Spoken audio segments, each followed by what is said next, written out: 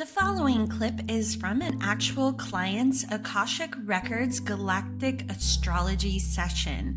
To unlock your own galactic connections, feel free to click the link in the description for more information.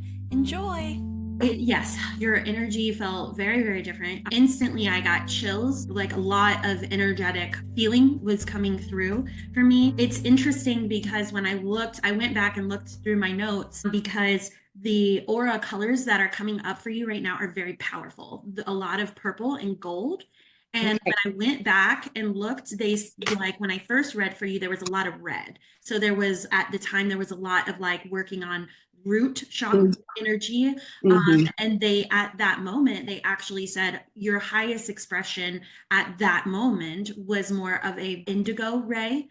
Well, you kind of like jumped past that. So you went into purple. And so when we're looking at the purple ray, this is very much intuitive, higher spiritual understandings, really tapping into your ability to receive information, higher information. It's associated with the crown chakra. And then the energy of gold was coming through, which I feel is very connected to your origins through the angelic realm. But also, the gold ray kind of has this God source connection to it, but it's usually more of the divine masculine.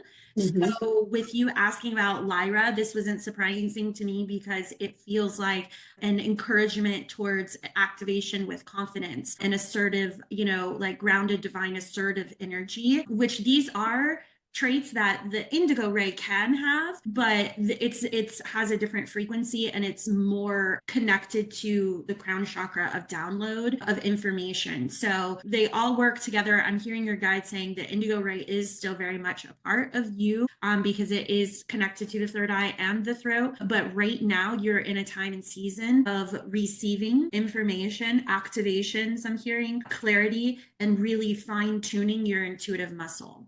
Okay. Yeah, that very much makes sense. So a few things I wrote when I was feeling this, because a lot came channeling through, is I did douse on your frequency because it felt very different. And it actually doubled. The vibration you hold doubled of that.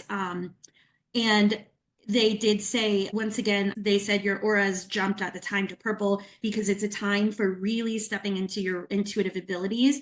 And I was hearing many shifts you've gone through and more to come. And as I go through, yeah, there's like I'm getting a lot of vibration. A lot is coming online as well. And so the Acturians actually channeled some information. And what came through was, we want you to know we see you and the ways in which you continue to show up for yourself. Even when it's not understood or when others don't agree, the process you are going through is one of great evolution and change.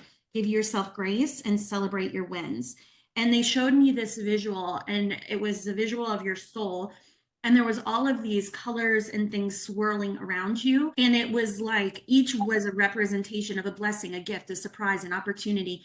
And they just showed you there as like, it was just like, yeah, it's all right there. Just like, what pieces do you want? Like grabbing the things that are activating and coming online for you in your life. It's just a matter of simply reaching and choosing to carry them. And they said, you are creating your world of magic. They said that you've been going through a softening and will continue to do so for a little longer. Okay. Yeah, that makes sense. So that was the initial things that came through. How does that feel?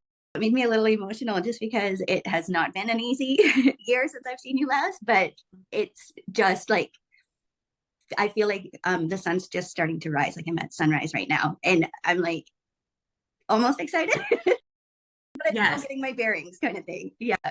Yes, that makes sense. Yeah. I feel that, and I feel I'm excited for everything that came through and to kind of hear how everything kind of unfolds for you. So awesome. So good. Love it. Okay, so the first life that they brought through was connected to Lyra, specifically Vega, And we'll look at this in your chart later and kind of talk about it. But for now, I just want to mention that this is connected to your Pluto in Libra, the 4th house, and this is a square position to Lyra.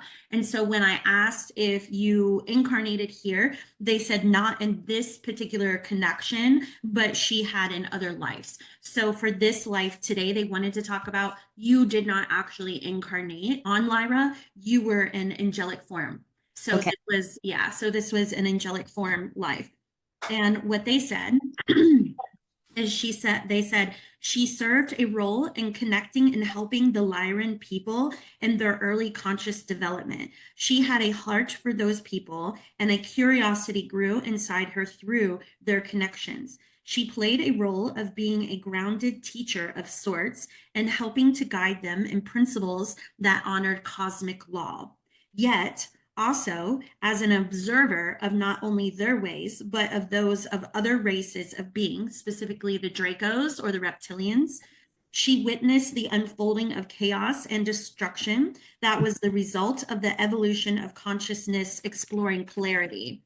She witnessed the deaths and destruction the people of Lyra endured and participated in it, and that they endured and participated in. So meaning that the Lyra people, yes, chose as well equally to participate in this expression of consciousness playing out. And meanwhile, to you, all of it felt like a silly game, so it was like you had that higher conscious understanding and we're witnessing. So you're looking at it as here are these people that you're giving this wisdom to and you're helping establish grounded roots for consciousness, and you're watching this unfolding of destruction and war and what feels senseless killing and destruction. But the people involved, Lyra and Draconians, they missed the point, or so it felt.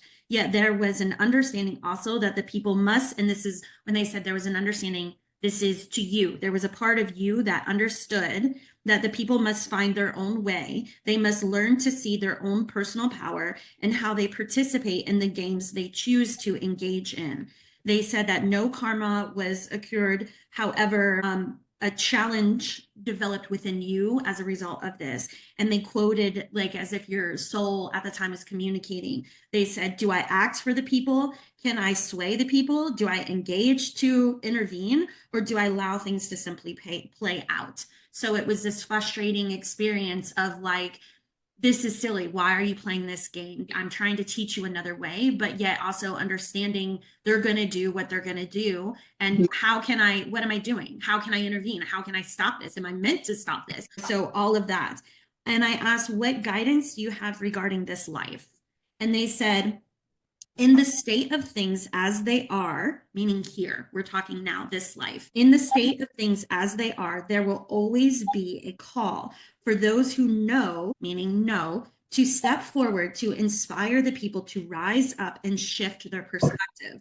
The key is detaching from the outcome or how they receive the guidance given. Some will rise to the awareness, and this is what they're trying to explain is it's like they will take the people that are called to share a new perspective.